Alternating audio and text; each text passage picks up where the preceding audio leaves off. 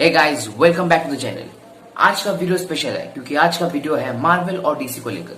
अब इन दोनों के बीच में तो लड़ाई झगड़ा नहीं होता है, लेकिन मार्वल और डीसी के फैंस में बहुत ज्यादा झड़प होती है। हमारे पास सुपरमैन है, हमारे पास जोकर है, हमारे पास बैटमैन है, हमारे पास वंडर वुमन है। तुम्हारे पास क्या है? We have Hulk. लेकिन अगर आपने गौर किया हो तो आज का टाइटल ही है why Marvel is better than DC. तो इसके बारे में बात करेंगे, लेकिन सबसे पहले इंट्रो।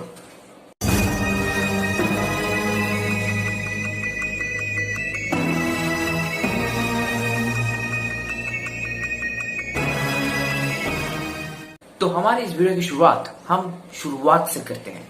2008 में डीसी और मार्वल दोनों ने ही अपनी दो मूवीज रिलीज की थी। डीसी ने रिलीज की थी द डार्क नाइट और मार्वल ने रिलीज की थी द आयरन मैन। लेकिन तब मार्वल को कोई आयरन मैन की वजह से नहीं जानता था, तब सभी मार्वल को जानते थे स्पाइडरमैन की वजह से, टोबी मैगवायर। लेकिन 2008 में डीसी ने जो डार्क नाइट रिलीज की थी, उसी में उन्होंने पहली बार हेथ लेजर के रूप में जोकर को रिलीज किया था। एंड बूम, मानो वो 2008 का जोकर अभी तक सभी के दिल में टैटू की तरह छप गया है। अनफॉर्चुनेटली हमने हेथ लेजर को खो दिया, लेकिन उनका जोकर वाला कैरेक्टर हमेशा सबको याद रहेगा। तब मार्वल को ज्यादा लोग पहचानते नहीं थे जब तक उन्होंने आयरन मैन को रिलीज नहीं किया। आयरन मैन को उन्होंने रिलीज किया, उनकी फैन फॉलोइंग और ज्यादा बढ़ गई। लेकिन तब भी डीसी मार्वल से बहुत ऊपर था। तो क्यों ना हम इस बात को लेकर थोड़ा एनालिसिस करें। 2008 तब डार्क नाइट और आयरन मैन दोनों रिलीज हुई थी।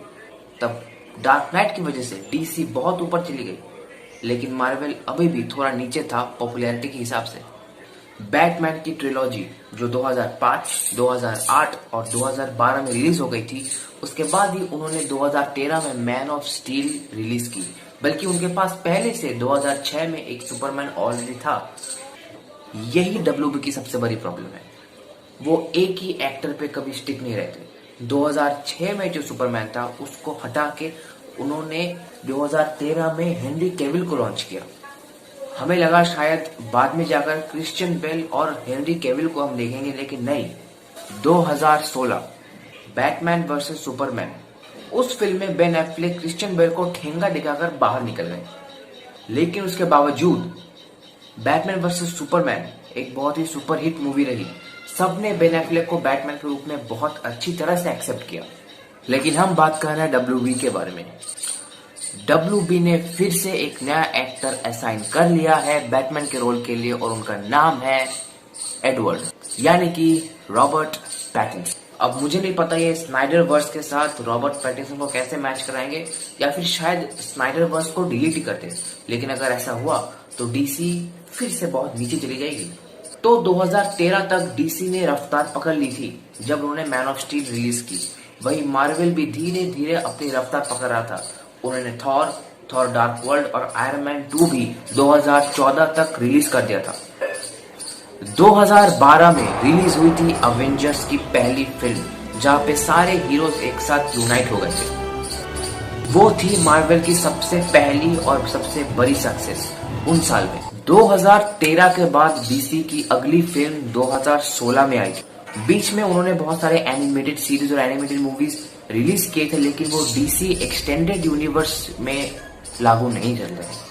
लेकिन 2017 पूरे डीसी का सबसे devastating year, the justice league.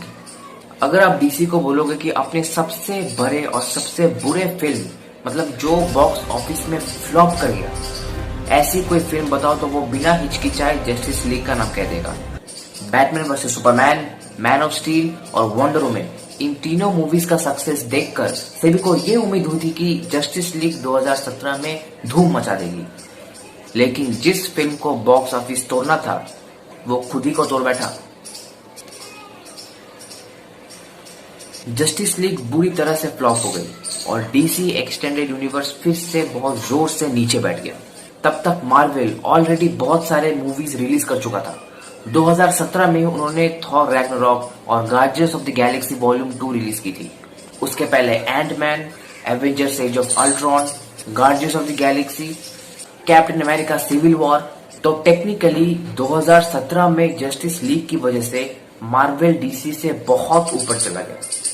अब मार्वल के भी नेगेटिव पॉइंट्स नहीं है ये मैं नहीं कहूंगा, मार्वल के भी हैं। जैसे कि 2019 में एक मूवी निकली थी जिसका नाम था कैप्टन मार्वल। वो एक ऐसी फिल्म थी जिसको सभी भूल जाना चाहते हैं, कोई भी याद रखना नहीं चाहता।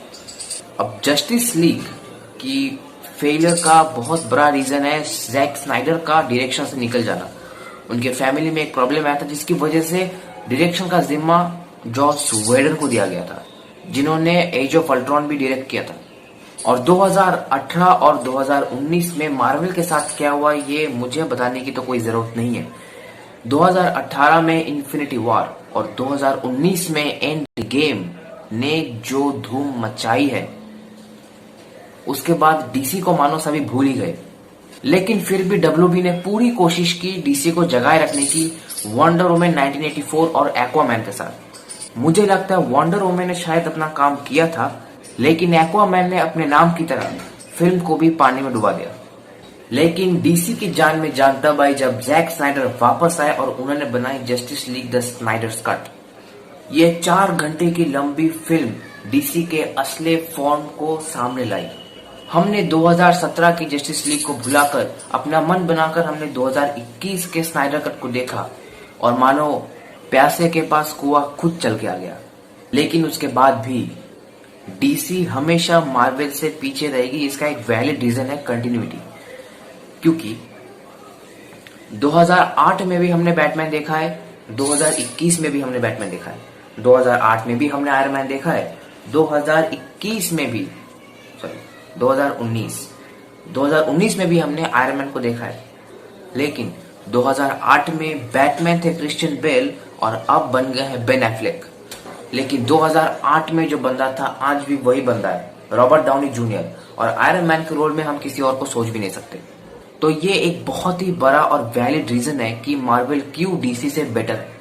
इसका एक बहुत बड़ा रीजन भी है क्योंकि अब मार्वल दूसरे स्टूडियोज के साथ काम नहीं करता, वो खुद का एक स्टूडियो बना चुका है जिसके प्रेसिडेंट है केविन फाइगी। आपको अगर याद हो तो 2008 में आयरन मैन मूवी निकली थी पैरामाउंट के साथ। पहले मार्वल कॉमिक्स और फिर पैरामाउंट का लोगो आता था। लेकिन कुछ सालों बाद से मार्वल ने सारे स्टूडियोज को हटा दिया और फिर खुद का एक स्टूडियो बनाया, मार्वल स्टूडियोज। एक ही प्रॉब्लम है स्पाइडरमैन और एक्समैन के साथ। एक्समैन के साथ जब वो फिल्म बनाते हैं तो उन्हें फॉक्स की दखलंदाजी करनी पड़ती है और स्पाइडरमैन के साथ सोनी दखलंदाजी करता है। लेकिन उसके बाद भी मार्वल की मूवीज में कंटिन्यूटी डिटेल की कोई गलती नहीं होती और यही एक पॉइंट है जहां पे डीसी मार्वल से मात खाता है।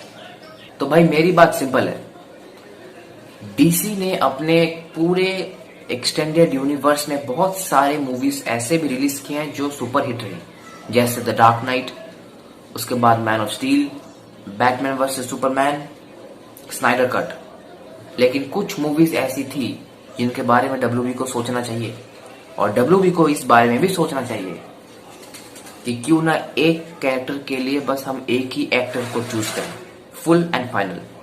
वैसे डीसी के अगले फिल्म्स भी कंफर्म्ड हो चुके हैं।